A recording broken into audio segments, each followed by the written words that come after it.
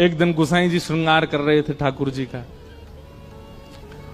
और ठाकुर जी को श्रृंगार करते करते इतने में खिड़की थी मंदिर के गर्भगृह में, वहां गर्भगृह की खिड़की में एक बंदर आ गए हो, और जैसे ही बंदर आया हो तो ठाकुर जी ने बंदर को देखो तो बंदर ठाकुर जी पे करे खो, और जैसे ही ठाकुर जी पे करे खो खो, गुसाई जी के ओ देख बंदर आगो, गुसाई जी देखो बंदर आगो या भगाओ यहां ते। गुसाई जी बोले बंदर ते डर रहे हो?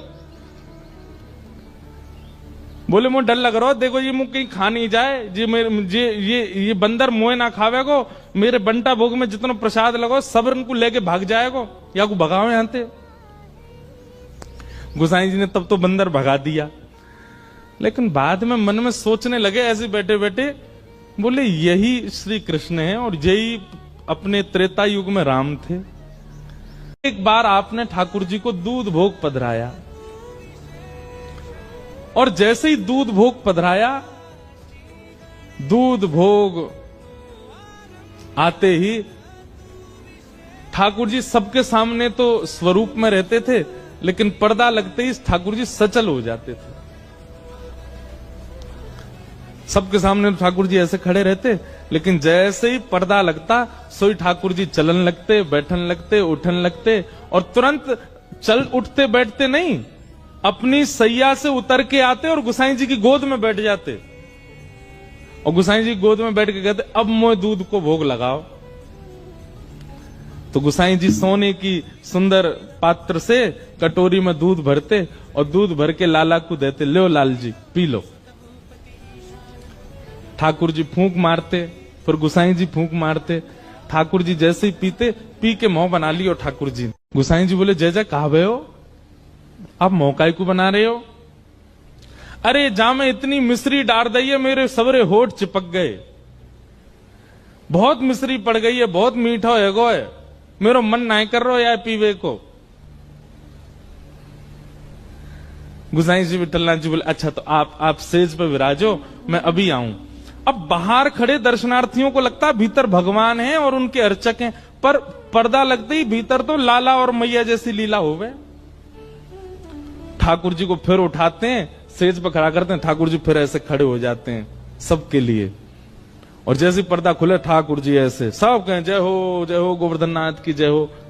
अब गुसाई जी दौड़े दौड़े रसोई में जामे, दूसरा दूध तैयार करें और वहां में नेक नेक मिश्री डालें, ज्यादा मीठो नहीं करें, और दोबारा दूध भोग तैयार करके पात्र में धर के जैसे ही लामे, जैसे ही पर्दा करें, ठाकुर जी फिर सहज है जाएं, और बोले मुझे जल्दी पवाओ, मुझे भूख लग रही है।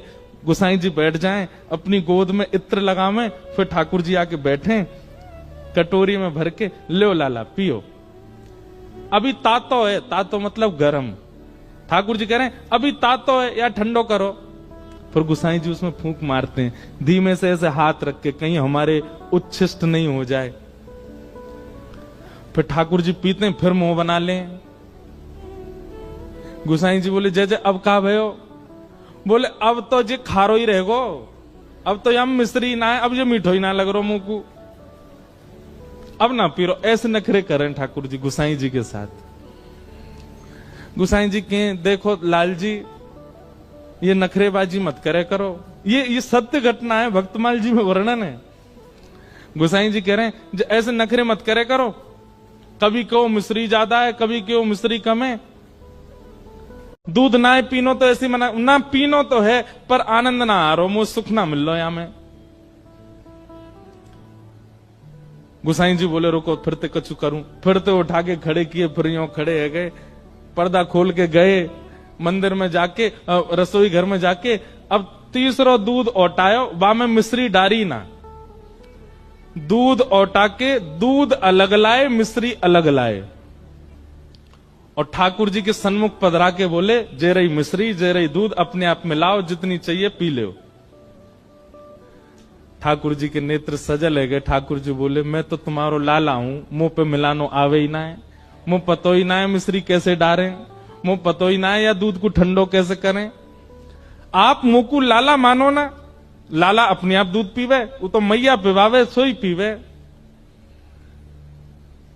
गुसाई जी बोले आज तुम्हारी दूध पीवे की इच्छा ही ना है, सही बात तो जे है, लेकिन लाल जी दूध नाय पियोगे तो गाल सबरे पिचक जाएंगे तुम्हारे, पत्र दुबरे है जाओगे, नेक्स्ट तो पेट तुम्हारो बाहर निकल आओ भीतर चलो जाएगो, ये गदमदरा से तुम्हारे हाथ है सबरे सूख जाएंगे, और जैसे ही तुम सूखे सूखे से है जाओगे फिर किशोरी जी आपको रास में ना ले जाया करेंगे। सोई ठाकुर जी ने सबरो दूध लियो और लेके मुंह धर के पी गए। वो नाय में पत्रो ना होंगे, मुंह तो तगड़ो है नो है। ऐसे श्री गुसाई जी, ठाकुर जी ऐसी लीला करते उनके साथ। और ये लीला होने के बाद गुसाई जी एकांत में बैठ करके नेत्रों से अश्रु प्रवाह करते, मुंह पे कितनी बड़ी कृपा है, ये ठाकुर जी मुझसे कितनों प्रेम करें, ये मुंह पे कितनों प्रेम न्योछावर करें।